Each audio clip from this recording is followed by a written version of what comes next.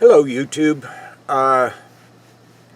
In the interim here, while we're waiting for the replacement generator to come, one of my subscribers, one of the subscribers to this channel, asked me to do a video on the electric bike, how I built it, what was involved.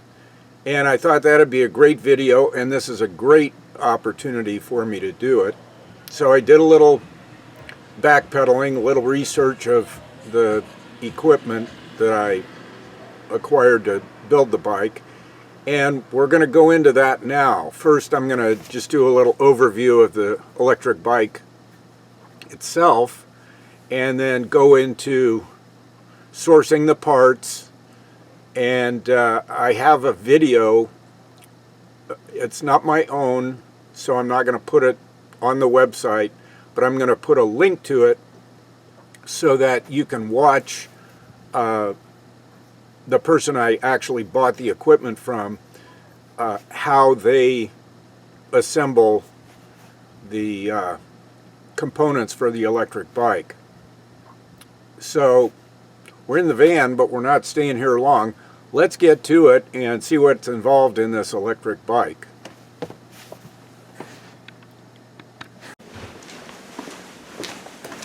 Okay, so here we are with the Dahon folding electric bike. Now, first things first, what were the parts I added? Okay, I took out the original crank and installed the 8FUN Bafang crank with the crank arms, and I used my original pedals. I installed a battery. The Dahon bike has welded lugs built in to hold a water bottle, and they're very strong. They hold this bottle type battery just fine. What else did I add? Well, I added the seat. It's an Electra seat, and very comfortable. The Dahon bike has no suspension. This one does. It has a suspended seat with a spring, which is very comfortable, a wide saddle, so it's comfortable to ride. It also has Schwalbe Big Apple Plus balloon tires, and these are actually suspension tires. You don't fill them hard like a rock with air. You fill them, and then the tire itself expands, absorbs shock from the road surface and gives you a suspended ride by virtue of the tire itself. They also have reflective strips, so they're add to the safety of the bike. And then I use my old derailleur gears, and this mechanism here actually assists pedaling, so the pedaling effort is very low. And it's adjustable between 0 and 9. I usually keep it on 4 or 5, and that's plenty of pedal assist for me on flat terrain to achieve a speed of about, anywhere from 12 to 15 miles an hour, which is a nice, comfortable, brisk riding speed for an average cyclist. I mean, if you're a road racer, you're going to be able to go faster, but you also have taller gears than this bike has. It tops out around 15 miles an hour, and realistically, a folding bike, you really don't want to go faster than 15 miles an hour. It gets a little hairy because it's such a short wheelbase. But to ride it, it's very comfortable. I added a light, a blinker light for the back, a headlight for the front. This trunk is going to be something, probably not going to be able to source it because I bought it as a clearance item from a bicycle shop. But you can find other trunks like this that would serve the same purpose, and it's just Velcro attached to the Dahon bike rack, which is included with the bike.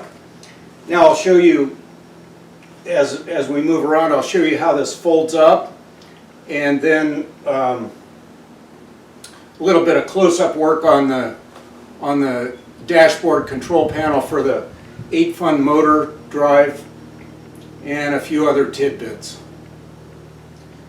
So let's go do those things. The Dahon Speed can fit a variety of riders. The handlebars adjust up and down with one easy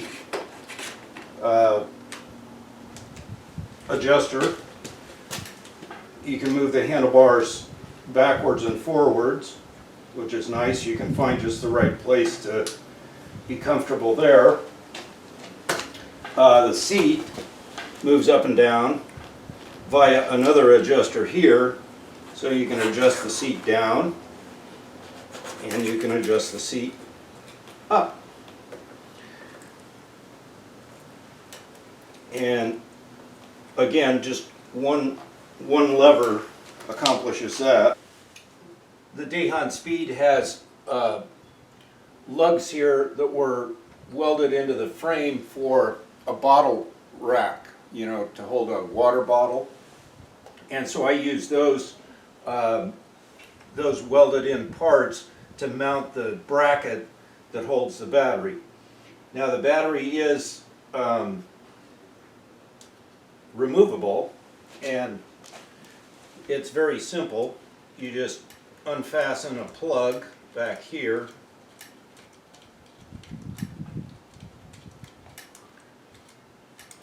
it's got a screw-in collar. You just undo that plug, turn the key, and the battery comes out. The battery itself probably weighs 5 to 7 pounds, somewhere in there. Now with the battery out, I mean, you can fold it up with the battery in there. I'll turn the bike around and show you how it folds. So step one is turning this dashboard down, unfastening the handlebars. They go down, and we will move them down a little bit more, and that's so that the magnet bracket here can attach to the magnet bracket in the back when it's folded up. Let's see, I think we'll put the kickstand up. We can fold the pedals in now or later, it doesn't matter. I'm going to turn it around and show how the folding mechanism in the middle works. It's got a little lockout here. You just pull that lever out, and then the bike breaks down and folds in half. So now here we're going to lower this pedal and move the pedal up. Oops. Move the pedal up and out of the way so that it's not in the way of all this stuff folding up. And our handlebars come in here, and the front and the back come together like so. So now you have the bike folded up, and once that's the case, it's just easy to pick up and move around wherever you need to move it. So I'll stop the video and fold the bike back out, because we have more to talk about with it opened up and erect. And as you can see, the Dahon bike doesn't have any springs. There's no shock absorbers or anything on it. So how do you get a little shock absorption in the frame? Well, the way I accomplished that was I got these Schwalbe Big Apple Plus Performance Line Green Guard tires. They're a balloon tire. And what that means is you don't fill them up with a lot of air, 30 pounds or so of air. This is a reflector stripe too, which is good for safety. But you fill them up, and then the tire actually acts as a shock absorber to help absorb, you know, minor bumps and so forth on the road and smooth out the ride for you. So that was another addition I made to the electric bike to make it a little more comfortable. So operating the bike is really simple. You just hit the power switch, which is here. The control panel ramps up, and plus or minus is where you set the assist level. So normally I have it at 4 or 5. This of course is the battery level, and it will change as you go up and down hills and ride the bike. This battery level will fluctuate a little bit, letting you know that the level of the battery as you go up a hill. So on the flat ground it's usually pretty close to full as it appears there. When you go up hills it'll drop down the little quarter bar and a full bar, and a real steep hill it may even get down into here. And as your power diminishes, as you've used up the battery power, it won't deflect all the way up to a full level. It'll give you a reading of how much potential energy is left in the battery. Down here you have the time, and over here you have the number of miles you've ridden. You can also hold the power button down, and at night the back of the screen will be illuminated so you can see it at night, which is pretty handy. That's pretty much it. Over on this side of the handlebars is a, let's get it in frame, there we go. This is a hand throttle. So maybe you're starting from a relatively high gear from a standing start, and you need a little assist to get the pedal going. You can just deploy this lever, just press it down, and it'll give you a burst of power to start the bike up. As you pedal, it'll give you a burst of power to do that. I'm sure you could use that all the time. I just use it if I'm in a situation where it's too hard for me to pedal just from the get-go. I just bump that throttle a little bit, get the bike moving, and then begin to pedal, and the assist part of the bike takes care of things from there.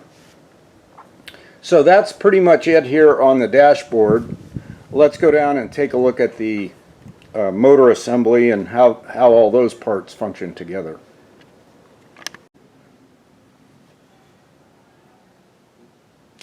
So this is the heart of the system. This is the 8FUN Bafang 350 watt 36 volt mid-drive motor. And the reason they call it a mid-drive is because the motor actually runs through the crank housing of the bicycle. This motor has another fitting that runs right directly through here. So both of the pedals are essentially attached to the motor. Now the motor clutches, so you can just sit here with your feet in one position and run that hand throttle, and the bike will act more or less like a moped. So it'll just run on the motor if you choose to do that. But I like to pedal because I like the exercise, and I just don't have the strength to go very far. So this enables me to extend my personal range much longer distances and be a lot more comfortable doing that.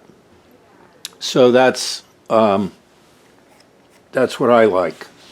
The wiring, this little guy here is just a nylon pouch that I use to keep the wiring in place, and you know, it's longer wire, so I just bundled it up and put it in there. Yeah, 36 volts, 350 watts. I don't think this motor's available any longer. They upgraded it to 500 watts, which is probably a good idea.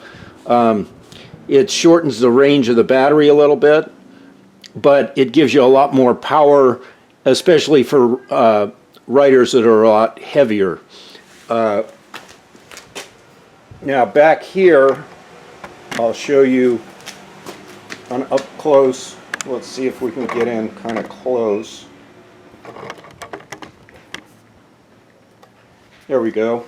So this is a speed control, and this is a sensor that the dashboard up there uses to sense this spinning of this wheel and determine how much pedal assist is going in, as well as give you a reading of your speedometer speed as you're pedaling the bike. And there's a little, let's see if we go over here. Yeah. So right here is a magnet that triggers the sensor each time it goes around, giving revolutions per minute, and you put in a setting for the size wheel you have so that it can accurately calibrate the ground speed, you know, your miles per hour. Another thing I added was this kickstand. It's a little beefier than the kickstand that came on it, and it can hold the weight a little better than the original kickstand, which when I put it down, the bike would tip over. So this is a little longer kickstand, and it just keeps the bike upright a little more, and a little less weight is on the kickstand. So that's another addition I made. I think that's about it for the bike itself. Now I'm going to take you online and show you where the parts are available, how much they cost, and what's involved in putting one of these together. So let's go inside, get on the computer, and get into that. So here's the bike that I started the project with. It's a Dahon Speed D7, and it's a good bike, but it's an archive bike, a legacy bike. The current model of the Dahon Speed is called a Dahon Speed Street. So let's take a look at that. See if we can find it here. Yeah, here we go. So here's the Dahon Speed Street. It's $529. That's pretty close to what I paid for mine. I think mine was $525. And this one's all black. Mine was brushed and that blue-gray color with kind of a teal or a blue, sea blue highlight. As you can see on this bike, the fenders are attached, so you can see what the fenders look like. But this has just standard tires on it. I have the balloon tires, the Schwalbe balloon tires on the Dahon Speed I have. So that's where you get the bike. It's you can just go over here, add it to the cart. $529 later, you're going to get one of these delivered to you, and it's a great bike by itself. Even if you didn't do an electrified process to it, the Dahon Speed bike is a great folding bike. It's not the lightest bike. It's pretty easy to deploy, and it folds up pretty good, so it's easy to store inside the van. That way you don't have to worry about it hanging off a rack, somebody getting interested in stealing it or that kind of thing. It can be inside and rest comfortably on one of your beds, or in the middle between the beds, or in the galley area while you're out doing other things, whatever. Uh, just a nice bike. So that closes out the bike part of things. Let's check on the electrified motor part of things. Now, I went online, I looked at eBay, I looked all over the place, uh, and lo and behold, there's a company right in my own backyard, just um, an hour and a half, 2 hours up the road from me, that sells everything that you need. And the man's name that owns it is Doug Schneider. He's a very approachable person. He's a kind gentleman that bends over backwards to help you achieve your goals with one of these bicycle motor kits. He also sells complete bikes, but he has everything. He has all the parts that you'll need if you need a replacement part. I had a problem with one thing on the bike when I got it. The little speed control sensor wasn't working right, and I just called him up, and boom! About 2 days later, I had a speed sensor in the mail and attached it, and everything worked fine after that. Haven't had a problem since. So Dave is reliable. He's there for you, and I highly recommend getting one from him. Now, how much is it? Well, we're going to go through it. We're going to go through what I ordered, with the exception of the fact that um, we can't get a 36 or 350 volt, 350 watt motor anymore, because they only have 500 watt motors. So down here it's simple. The Bafang 8FUN BBS 01-02 mid-drive kit. As you can see, the controller has changed a little bit. It's more upright, but essentially the same information is uh, in this controller as is in the controller I have. They say too that this controller is a little more reliable. Um, anyway, what's in the kit? You get all the parts. We'll blow this up. There we go. So we get the motor kit, and here's where you can see it going through the down tube, the the crank tube on the bicycle. This is where it mounts through the bicycle. You do use the Bafang cranks. You use your own pedals, however, and then you have these attachment ring and nuts that thread onto the ends of these and hold this whole assembly in place. Um, you also install a new chain ring and a chain ring guard. This is just miscellaneous wiring to connect things, and here is your dashboard controller. This one looks like the one I have, and I think that dashboard controller is still available. So that's what's in the parts kit. You'll also need a couple of additional tools. You need a tool to take these cranks off, and you need a tool to install the nuts. These are very specialized tools.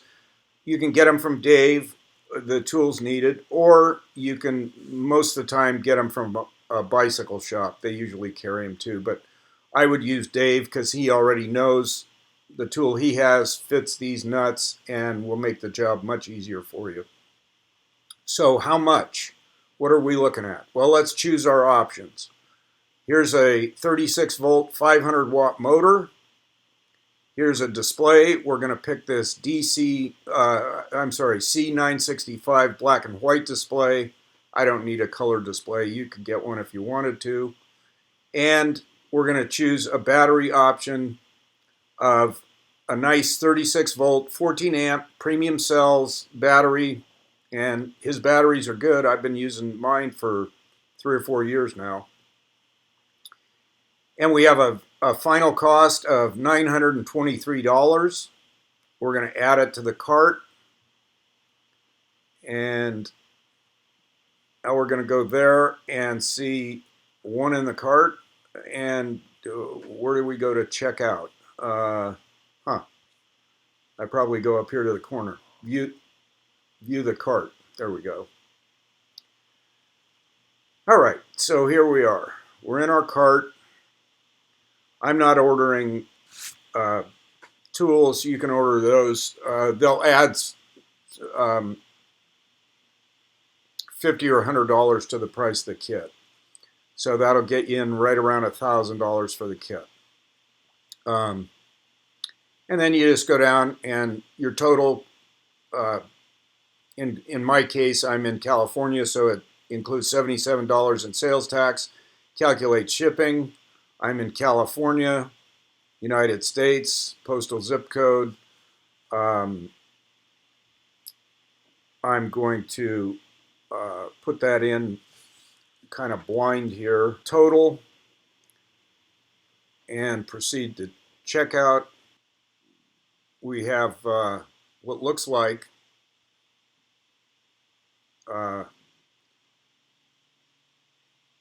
local pickup for me. So I would just go over and pick it up. Your shipping will vary. It's not a huge thing, so I don't imagine shipping is going to be more than $50. I don't think it would be as much as to ship that generator I have around. But at any rate, that's it. That's how you go about getting your kit. And now we're going to go back to a video. I'm going to try and do it in the page here so that hopefully I don't get in any trouble. Here's Dave. Here's his Doug. Here's his website. He's going through some surgeries. There's the battery lineup. You can get disc brakes if you choose. Custom cable extensions. There are all kinds of things he offers that are just fantastic additions if you so choose. I've been doing this long enough. I'm happy with what I have. I don't need really anything else. You can also do your own fat bike, but you can see there's just a wealth of information here. And the website, I'll put the link in the description. It's california-ebike.com. Wealth of information, a local American source to get this thing, and that's what I like. So we're going to go to the e-bike kit page, back again, and I'm going to show you the video. Here we are with the video of the installation process. Installing your 8FUN mid-drive in a 68mm bottom bracket with 1 3/8" 24 internal thread. First, remove left crank arm. You will need a universal crank arm remover tool to complete this task. Remove right crank arm. If you have a front derailleur, you won't be needing it with the 8FUN mid-drive, so you can remove it. Finish removing the bottom shaft assembly by removing the bearing cup lock nuts, and then unscrew the bearing cups that are located inside the bottom bracket, and take out the crankshaft.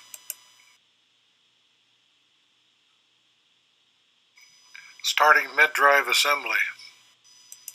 Install the steel chain ring to the mid-drive motor as shown, making sure the offset is facing the motor, and making sure you use lock nuts with the screws. Then add on the plastic chainring cover, being careful not to over tighten the screws, but make sure they're firmly seated. Installing the mid-drive. At this point, take a look inside the bottom bracket sleeve. Make sure there's no restrictions internally. Sometimes there's a plastic piece that's being held on with a screw on the underside of the bike. Make sure it is removed. Then slide the 8FUN mid-drive motor unit into the tube and make sure it's seated. Don't forget to reinstall the screw that you took out on the plastic piece on the lower side of the bottom bracket. Next, install the retainer plate to the mid-drive unit, making sure the teeth on the plate are facing the motor unit or facing the bottom bracket. They will be engaging the bottom bracket to keep the unit from rotating. Next, insert the two 6mm screws with lock washers into the retaining plate and lightly tighten.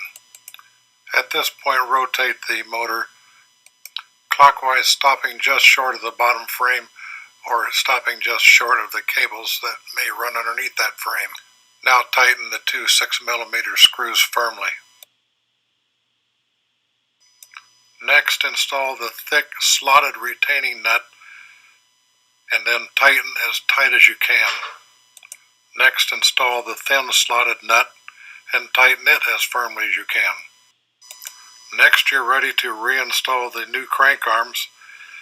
Make sure you look for the L on the arm that you're installing on the left side and the R for the arm that you're putting on the right side. Next, install the pedals on the left side. Be aware that these are left-hand threads, so turn the pedal counterclockwise on the left side as you're installing it, and turn it clockwise on the right side when you're installing. It's very important to know that you need to tighten these pedals very tight using a long arm wrench such as the one shown in the video. Installing the wiring harness. Run all three wires coming out of the motor up the back side of the motor, then wire tie the battery cable to the seat post tube, wire tie the control cable on a tube heading toward the handlebars, and lastly, curl the cable for the speedo sensor around the back frame, terminating at the speedo sensor itself. Next, install the magnet on the spokes of the rear wheel, facing the speedo sensor, leaving about 1/16 of an inch clearance between the magnet and the sensor. Once you've established the position of the speedo sensor, tighten the screw in the side of that sensor arm to lock it in place. Now you can attach the main wiring harness to the motor control cable. Make sure you line up the arrows on the two mating pieces before you firmly push them together. Next, you'll need to uninstall the handlebar grips in order to complete your installation. Decide where you would like to put the components that are remaining on the handlebars and lock them in place. Now you can reinstall your handle grips and then neaten up your wiring job using wire ties. Make sure to trim all the excess off the wire ties so that your installation looks nice and clean. At this point, connect the cable to your battery and you're ready to ride. So there you have it from Dave. That's exactly how you do it.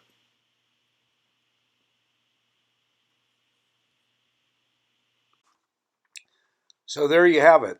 That's how I built my Dahon folding bike with a 8FUN Bafang 350 watt, 36 volt